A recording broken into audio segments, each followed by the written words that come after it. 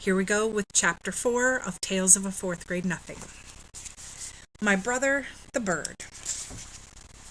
We live near Central Park. On nice days, I like to play there after school. I'm allowed to walk over by myself as long as I'm going to be with friends. My mother doesn't want me hanging around the park alone. For one thing, Jimmy Fargo's been mugged 3 times. Twice for his bicycle and once for his money. Only he didn't have any to give the muggers. I've never been mugged, but sooner or later I probably will be. My father's told me what to do. Give the muggers whatever they want, and try not to get hit on the head. Sometimes, after you're mugged, you get to go to police headquarters. You look at a bunch of pictures of crooks to see if you can recognize the guys that mugged you. I think it would be neat to look at all those pictures. It's not that I want to get mugged, because that would be really scary. It's just that Jimmy Fargo's always talking about his visit to police headquarters. My father got mugged once in a subway by 2 girls and a guy. They took his wallet and his briefcase. He still travels around by subways, but my mother doesn't. She sticks to buses and taxis. Both my mother and my father are always warning me never to talk to strangers in the park, because a lot of dope pushers hang around there. But taking dope is even dumber than smoking, so nobody's going to hook me. We live on the west side of the park. If I want to get to the zoo and the pony carts, I have to walk all the way through to the east side. Sometimes my mother walks across the park with Fudge. He likes the animals a lot, especially the monkeys. He also likes the helium-filled balloons, but as soon as my mother buys him one, he lets it go. I think he likes to see it float up in the sky. My mother says that's a waste of money, and she's not going to buy him any more balloons until he promises not to let go. On Sundays, the park is closed to traffic, and you can ride your bicycle all over without worrying about being run down by some crazy driver. Even Fudge can ride. He has a little blue toddle bike, a present from my father's client. And when he's riding, he makes motorcycle noises. Vroom, vroom, vroom, he yells. In the fall, the leaves turn darker and drop off the trees. Sometimes there are big leaf piles on the ground. It's fun to jump around in them. I never saw bright red, yellow, and orange leaves until the day my father took us for a drive in the country. The reason the leaves don't turn bright colors in New York is the air pollution. And that's too bad, because yellow, orange, and red leaves really look neat. One nice sunny afternoon, I called for Jimmy Fargo and we went to the park. Jimmy's the only kid on my block who's in my class at school. Unless you count Sheila, and I don't. She lives in my building, on the 10th floor. Henry, the elevator operator, is always making jokes about me and Sheila. He thinks we like each other. Truth is, I can't stand her. She's a real know-it-all, but I've discovered that most girls are. The worst thing about Sheila is the way she's always trying to touch me. And when she does, she yells, "Peter's got the cooties, Peter's got the cooties." I don't believe in cooties anymore. When I was in 2nd grade, I used to examine myself to see if I really had them. But I never found any. By 4th grade, most kids give up on cooties. But not Sheila. She's still going strong. So I have to keep a safe distance from her. My mother thinks Sheila is the greatest.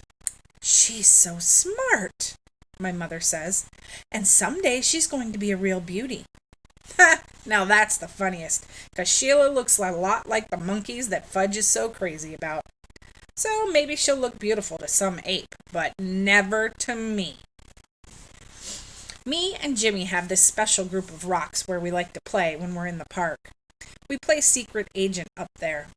Jimmy can imitate all kinds of foreign accents, probably because his father's a part-time actor. When he's not acting, he teaches a class at City College. Today, when we got to our rocks, who should be perched up there but Sheila? She was pretending to read a book, but I think she was just waiting for me and Jimmy to find out what we'd do when we found her on our own personal rocks. "Hey, Sheila," I said, "those are our rocks." "Says who?" said Sheila. "Come on, Sheila," Jimmy said, climbing up. "You know me and Peter hang out here." Too bad for you, Sheila said. Aw, Sheila, I shouted. Go and find yourself another rock. I like this one, she said, as if she owned the park. So why don't you two go find another rock? Just then, who should come tearing down the path but Fudgy. My mother was right behind him, hollering, Fudgy, Fudgy, wait for Mommy! But when Fudge gets going, he doesn't wait for anybody. He was after some pigeons.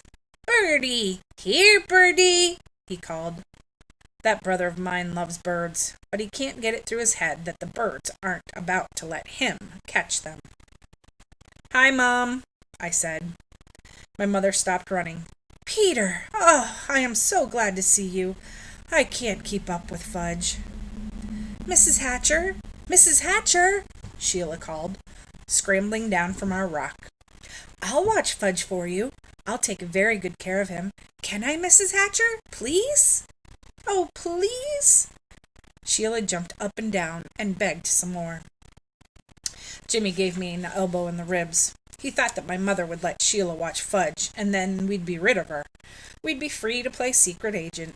But Jimmy didn't know that my mother would never trust Sheila with her dear little boy. Fudge, in the meantime, was screaming, Come back, birdies! Come back to Fudgy! Then my mother did a strange thing. She checked her watch and said, You know, I do have to run back to the apartment. I forgot to turn on the oven. Do you really think you could keep an eye on Fudge for just 10 minutes?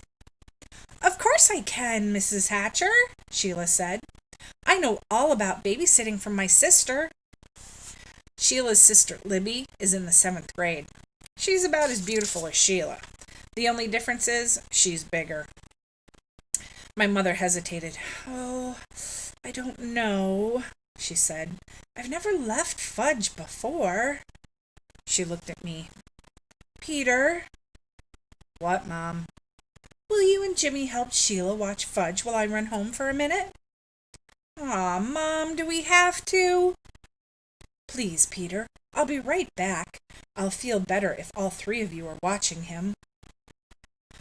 What do you say? I asked Jimmy. Sure, he answered. Why not? But I'm in charge of Fudgy, aren't I? Sheila asked my mother. Well, I guess so, my mother said to Sheila. You probably do know more about babysitting. Why don't you all take Fudge over to the playground? Then I'll know where to find you. Swell, Mrs. Hatcher, Sheila said. Don't you worry, Fudgy will be just fine. My mother turned to Fudge. Now you be a good boy for 10 minutes. Mommy will be right back, okay? Good boy, Fudge said. Good, good, good, good, good. As soon as my mother was gone, Fudge took off. Can't catch me, he hollered. Can't catch Fudgy. Go get him, Sheila, I said. You're in charge, remember? Me and Jimmy horsed around while Sheila ran after Fudge. When she caught him, we decided we'd better go to the playground like my mother said. It was a lot easier to keep an eye on him in a smaller place. Anyway, Fudge likes to climb on the jungle gym, and that way he can't get lost. As soon as we got to the playground, Sheila started chasing me. Peter's got the cooties, Peter's got the cooties, she yelled. Cut that out, I said. So she chased Jimmy.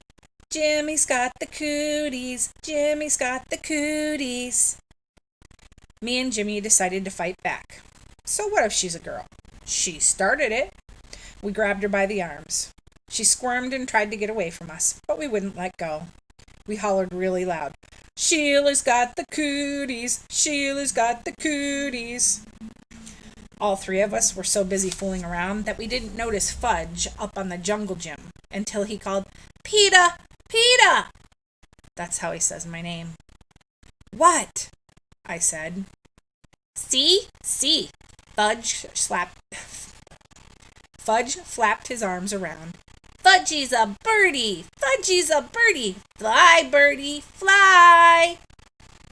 That crazy kid, I thought, running to the jungle gym with Jimmy and Sheila right behind me. But it was too late. Fudge already found out. He didn't have wings. He fell to the ground. He was screaming and crying, and his face was a mess of blood. I couldn't even tell where the blood was coming from at first. Then Jimmy handed me his handkerchief. I don't know how clean it was, but it was better than nothing. I mopped some of the blood off Fudge's face. Sheila started to cry. It wasn't my fault. Honest, it wasn't. Oh, shut up, I told her. He's really a mess, Jimmy said, inspecting Fudge. And his teeth are gone, too. What are you talking about? I asked Jimmy. Look at his mouth, Jimmy said. Now, while he's screaming, see? He's got a big space where he used to have his front teeth. Oh, no, Sheila screamed. He's right. Fudgy's teeth are gone. Fudge stopped crying for a minute. All gone? He asked. Open your mouth wide, I said. He did, and I looked in. It was true. His top 2 front teeth were missing. My mother's going to kill you, Sheila, I said. Wasn't I glad I wasn't left in charge of my brother? Sheila cried louder. But it was an accident. He did it himself. Himself. You better find his front teeth, I said. Where should I look? Sheila asked. On the ground, stupid. Sheila crawled around looking for Fudgy's teeth while I tried to clean him up some more. See, Fudge said, showing me all his wounds. Boo-boo here and here, more boo-boo here. His knees and elbows were all scraped up. I'm going to get your mother, Jimmy hollered, running out of the playground. Good idea, I called after him. I just can't find them, Sheila said. Well, keep looking, I yelled. Honestly, Peter, there aren't any teeth here. All gone? Fudge asked again. Not all, I told him. Just 2. Fudge started to scream. Want my teeth! Want my teeth!